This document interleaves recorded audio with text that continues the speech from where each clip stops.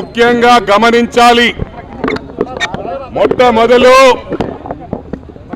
మా రైతన్నలకు ఏదైతే మా రాహుల్ గాంధీ గారు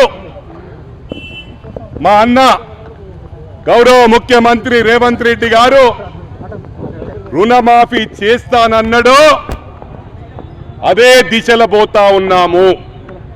ఇది గమనించాలి. హరీష్ రావు మాటలు, కల్వకుంట్ల కుటుంబం మాటలు నమ్మకండి. మీరన్నీ కూడా వీడియో క్లిప్పింగ్స్ ఉన్నాయి.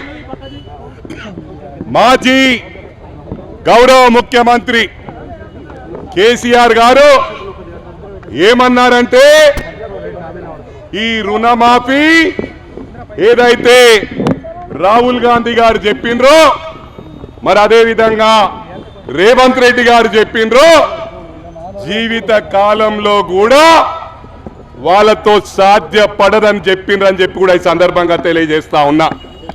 అంటే రైతన్నలకు విజ్ఞప్తి చేస్తా ఉన్నా, ఒకటి గమనించాలి. ఈ టిఆర్ఎస్ పార్టీకి ఈ బీఆర్ఎస్ పార్టీకి రుణమాఫీ కావద్దని ఉన్నది. వాళ్ళకి ఏదైనా ఉంటే ఈరోజు ప్రజలిచ్చిన తీర్పు ఈ ప్రభుత్వానికి మంచి సూచనలు ఇవ్వచ్చు. ఏదైనా ఉంటే మా గౌరవ ముఖ్యమంత్రి గారికి సజెషన్స్ ఇవ్వచ్చు. ఈ విధంగా అయితే అని మేము అమలు చేస్తా ఉన్నాం. గౌరవ ముఖ్యమంత్రి గారు స్ట్రిక్ట్ గా చెప్పాడు, ఏ గ్రామంలో సిద్దిపేట నియోజకవర్గంలో ఏ గ్రామంలో అయినా technical problem, Aadhaar cards problem ఏదైనా ఉంటే డిసిసి ఆఫీస్ సిద్దిపేటలో ఉంది.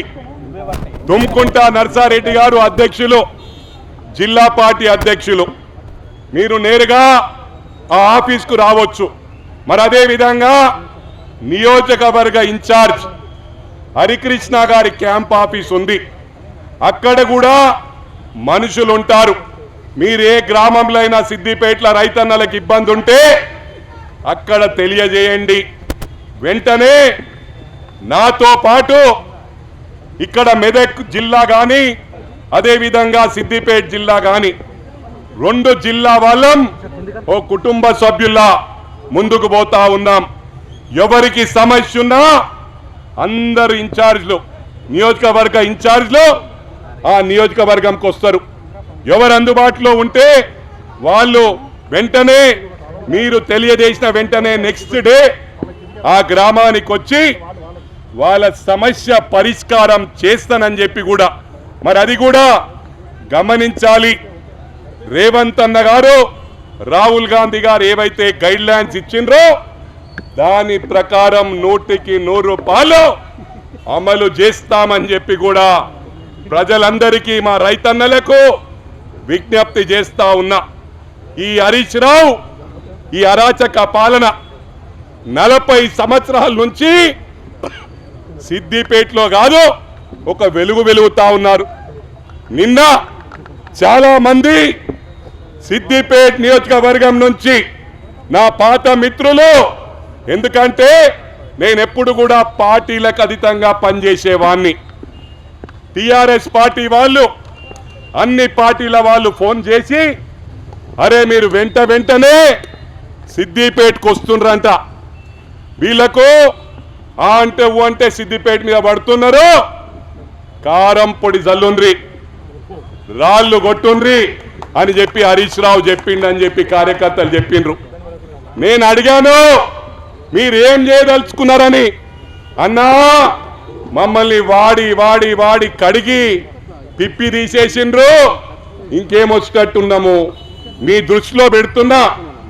ఒకటి నా విజ్ఞప్తి, ఎవరైనా తెలియక మాలాగా మేము ఏ విధంగానైతే టిఆర్ఎస్ బీఆర్ఎస్ లో బలయ్యామో మరెవరైనా అమాయక ప్రజలు అమాయక కార్యకర్తలు వాళ్ళు బలి అవుతారేమో, మీరు జాగ్రత్త పడండి అంటే వెంటనే మా కార్యకర్తలందరికీ విజ్ఞప్తి చేశాను. ఏ పార్టీలో ఉన్నా కూడా మా కుటుంబ సభ్యులే. గతంలో కూడా హరీష్ రావు ఇదే విధంగా కొంతమంది కార్యకర్తలను 10 సంవత్సరాల క్రితం కొడితే ఈ గడ్డ మీదకి వచ్చి చెప్పాను, ఏ కార్యకర్తనైనా కొడితే వాళ్ళు మా కుటుంబ సభ్యులే, వాళ్ళని ఏమనము, చక్కగా హరీష్ రావు మీద దాడి చేస్తామని చెప్పిన. నిన్న కూడా అదే చెప్పినా, ఎవరైనా కారం పొడి గాని రాళ్ళు కొడితే హరీష్ రావునే గెరావు చేసి ఆయన కంట్ల కారం కొడతాము, రాళ్ళు కొడతామని చెప్పి సందర్భంగా తెలియజేస్తా ఉన్నా. ఇది గమనించాలా. మీరు చాలా ఉద్ధరించినము, పడగొట్టినామనుకుంటుర్రు. పడగొట్టింది ఏమీ లేదు, లక్షల కోట్ల స్కాము. మీరేమో అనుకుంటుర్రు, రేవంత్ అన్న ఏమంటలేడు, ఈ ప్రభుత్వం ఏం పట్టించుకుంటలేదు. మళ్ళా ఇంతకుముందు గతంలో 10 సంవత్సరాలు ఆడిందే ఆట, పాడిందే పాట. మళ్ళా మన రాజ్యమే అనుకుంటున్నారు.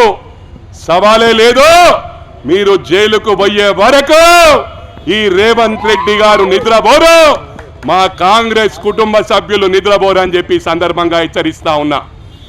ఇంకొకటి గమనించాలా, మొన్న క్యాంప్ కార్యాలయంలో మా కార్యకర్తలు మరి పోలీస్ డిపార్ట్మెంట్ ను కూడా సిపి గారితో మాట్లాడాను, ఇక్కడ ఏసీపీ గారితో మాట్లాడాను. మా ఫ్లెక్స్లో ఏవైతే రాజీనామా చెయ్యమని వేస్తే ఆ ఫ్లెక్స్లు జింపేశారు. డిపార్ట్మెంట్కు చెప్పాం. మేము ఎందుకు చెప్పామంటే, గతంలో హరీష్ రావు ఫ్లెక్స్లు ఎప్పుడైనా కాంగ్రెస్ కుటుంబ సభ్యులు చింపడానికి ప్రయత్నం చేశారా, ధైర్యం చేశారా అంటే పోలీసులతో మా క్యాడర్ను మొత్తము 10 సంవత్సరాల్లో అంచివేసిన సంగతి గుండె మీద చెయ్యి వేసుకొని ఆత్మ పరిశీలన చేసుకోవాలి హరీష్ రావు అని చెప్పి సందర్భంగా తెలియజేస్తా ఉన్నా. ఇవాళ డెమోక్రసీ గురించి మాట్లాడుతూ ఉన్నావు, ప్రజాస్వామ్యం గురించి మాట్లాడుతూ ఉన్నావు. ఒకటి గమనించాలా, ప్రజాస్వామ్యంలోనే ఉన్నాం మనం. ఉదాహరణకు ఇంకా ఇదే ప్రభుత్వం ఉందనుకుంటున్నావు, క్యాంప్ కార్యాలయంలో మీ మామ ఫోటో పెట్టినావు బయట. ఇది ప్రభుత్వ ఆస్తి. ఇవాళ ఉన్నది కాంగ్రెస్ ప్రభుత్వం. మా రేవంత్ అన్న ఫోటో ఉండాల. ఇప్పటికైనా నువ్వు ఇంకా ప్రభుత్వం ఉందని అనుకుంటే హరీష్ రావుకు గుర్తు చేస్తున్నా, రేవంత్ రెడ్డి మా గౌరవ ముఖ్యమంత్రి ఫోటో ప్రతి క్యాంప్ ఆఫీస్లో ఉండాలి. గతంలో ఏ కాంగ్రెస్ ఎమ్మెల్యే ఉన్నా కేసీఆర్ ఫోటో ఆ గౌరవ ముఖ్యమంత్రి, గత గౌరవ ముఖ్యమంత్రి ఫోటో ఉండే. అది నీకు తెలియదా? మరి డెమోక్రసీలో లేవా అని చెప్పి అడుగుతా ఉన్నా. మరి ఇంకొకటి ఉదాహరణ, ఈ గొడవ ఫ్లెక్స్ గొడవ 2 రోజులు అయిపోయింది.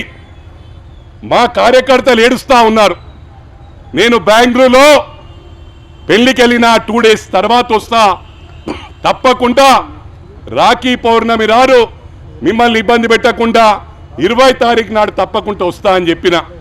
మరి హరీష్ రావుకు డెమోక్రసీలు ఉన్నాడనుకున్నాడో, మరి ఇంకా ఆయన రాజ్యంలో ఉన్నాడనుకున్నాడో.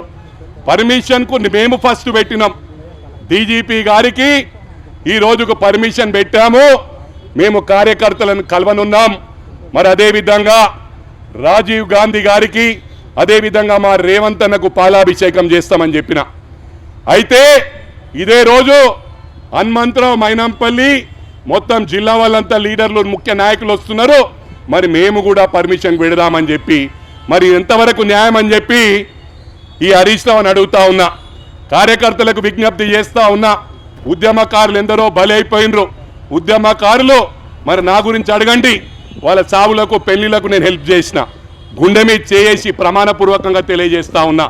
ఇది ఉద్యమకారులకు తెలుసు, వీళ్ళు ఉద్యమకారులను వాడుకునుడే. ఇవాళ కూడా కారం జల్లు రాళ్ళు కొట్టురు అని చెప్పి ఈయన దొరేళ్ళ ఉన్నాడు. మేము ఆ సంస్కృతి కాదు, ఏదున్నా కార్యకర్తలకు ముందు నిలబడతాం, కార్యకర్తలకు ప్రాణం ఇస్తాం, కార్యకర్తల కన్నా ముందు మేముంటాం తప్ప ఎనుకుండి రాజకీయం చేసి మ్యాచ్ బాక్స్ దొరకలేదని ఆనాడు శ్రీకాంత్ చారి ప్రాణాలు కోల్పోయిండు. ఆయన దలగబెట్టుకుండు. 1200 కుటుంబాల ఉసురు ఈ కలువకుంట్ల కుటుంబానికి హరీష్ రావుకు తాకనున్నదని చెప్తా ఉన్నా.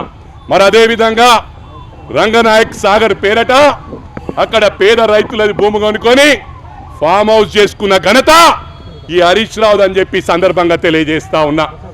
మరి అదే కాకుండా డిఎక్స్ఎన్ కంపెనీ పేరట పేద రైతులది వందలాది ఎకరాలు 3 లక్షలకు కొనుక్కున్న ఘనత హరీష్ రావుది. మరి అదే 3 లక్షలకు కొనుక్కున్న 100 ఎకరాలు 15 లక్షలకు డిఎక్స్ఎన్ కంపెనీకి అమ్మింది వాస్తవం కాదా? ఇది 100 కోట్లు 1000 కోట్ల కుంభకోణం అని చెప్పి సందర్భంగా తెలియజేస్తా ఉన్నా. మరి అదే విధంగా 58-59 జీవో ప్రకారం మరి ఎన్నో స్కాములు చేసిరు. పేర్లు చెప్పుకుంటా పోతుంటే హౌసింగ్ బోర్డు ఇవన్నీ చెప్పుకుంటా పోతే అందరు ఆకలితో ఉన్నారు, మాటలతో సంపేదలుచుకోలే. హరీష్ రావుకు ఒకటే చెప్తా ఉన్నా, సిద్దిపేటకు గడిగడి వస్తుండ్రని, మెదక్కు గడిగడి వస్తావు, నర్సాపూర్ పోతావు, రాష్ట్రమంతా తిరుగుతావు. సోనియమ్మ మా తల్లి తెలంగాణ ఇచ్చినప్పుడు తెలంగాణ నీకు రాసిచ్చిందా? నీ అబ్బా సొత్తా అని చెప్పి అడుగుతా ఉన్నా. సిద్దిపేట నీ అయ్యా జాగిరా అని అడుగుతా ఉన్నా. సిద్దిపేటకు ప్రతి ఒక్కసారి వస్తాం, అవసరమైతే ఇండే మకాన్ వేస్తాం. నువ్వు ట్రంక్ డబ్బా పట్టుకొని తోటపల్లికి పోయే వరకు వెంటాడుతామని చెప్పి మరోసారి విజ్ఞప్తి చేస్తూ ఒకటే, మీరు రాజీనామాకు సిద్ధమా అని అడుగుతున్నా. హరీష్ అన్న రిక్వెస్ట్ చేస్తున్నా, ఇది 200% అమలు చేస్తున్నాం. నేను ప్రజలందరికీ విజ్ఞప్తి చేసిన, ఏ గ్రామంలో ఇబ్బంది అయిందో ఆ గ్రామం నుంచి పిలుపొస్తే మేము వెంటనే పోయి టెక్నికల్ ప్రాబ్లం ఏముందో సార్ట్అవుట్ చేసి 200% చేస్తా. ఈ సబ్జెక్టు పక్కన పెట్టేయి, అది 100% నేను ప్రామిస్ చేస్తున్నా. మా వాళ్ళందరూ కూడా అందుబాటులో ఉంటారు, 200% మేము చేస్తాం. మరి నీ సంగతి అడుగుతా ఉన్నా. ఊకయ్య హనుమంతరావు గారు వచ్చి ఏదోటి మాట్లాడుతుంటాడని. నేను మాటల వ్యక్తిని కాదు సార్, 97 నుంచి సోషల్ యాక్టివిటీస్ చేస్తున్నా, సొంత డబ్బులు ఖర్చు పెట్టినా. మీరు సొంత డబ్బులు కాదు, ట్రంక్ డబ్బాతో వచ్చి లక్షల కోట్లు దోసుకున్నారు, లక్షల కోట్లు అప్పు చేసిండ్రు. నేను ఇది పడగొట్టినా అది పడగొట్టినా అంటున్నారు. నీ సిద్దిపేట ప్రజలకు విజ్ఞప్తి చేస్తా ఉన్నా, ఏవైతే మాట ఇచ్చినామో మా హరికృష్ణ ఎన్నికలకు ముందు మాట ఇచ్చిండో దానికంటే 10 రెట్లు గౌరవ ముఖ్యమంత్రి గారి ఆశీర్వాదంతో బ్రహ్మాండంగా సిద్దిపేట చేస్తానని ప్రమాణపూర్వకంగా తెలియజేస్తా ఉన్నా. హరీష్ రావుకు ఒకటే విజ్ఞప్తి చేస్తా ఉన్నా, మైనంపల్లి పీడ పోవాలంటే నువ్వు రాజీనామా చెయ్యి. నువ్వు రాజీనామా చేస్తే మైనంపల్లి పోటీ చేస్తాడు. నేను ఎన్నికల్లో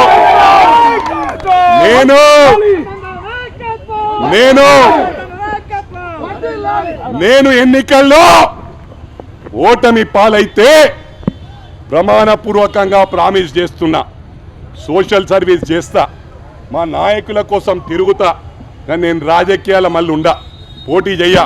కానీ హరికృష్ణ క్యాన్వసింగ్ చేస్తా, ఆవుల రాజిరెడ్డి అన్నకు చేస్తా, చెరుకు శ్రీనివాసరెడ్డికి చేస్తా, ఇక్కడ ఉన్న వాళ్ళకు మా నర్సారెడ్డి అందరికీ ప్రచారం చేస్తా. మరి నువ్వు సిద్ధంగా ఉన్నావా? ఎందుకంటే నువ్వు ఓడిపోతే కూడా మళ్ళీ రాజకీయాలు ఉండొద్దు. అప్పుడు దీనికి పట్టిన శని 40 సంవత్సరాల నుంచి. ఎందుకంటే మీ మామ మంత్రి ఉన్నప్పుడు కానీ ఎమ్మెల్యే ఉన్నప్పుడు కానీ పిఏ ఉన్నావు, అప్పటి నుంచే నీ దరిద్రం పీడబోతుంది, నీ శని సిద్దిపేటకు విరగడవుతుంది. దీనికి సిద్ధమా అని చెప్పి ఛాలెంజ్ చేస్తా ఉన్నా. ఓటమి గెలుపు అనేది ఓడుతుంటారు, గెలుస్తుంటారు.